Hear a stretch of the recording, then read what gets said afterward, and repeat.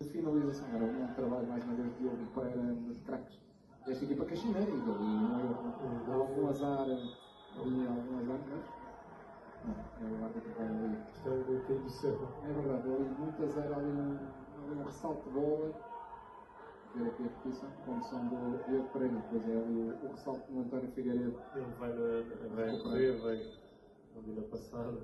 E esta bola, E a bola sobra. miraculosamente caiu ali nos pés do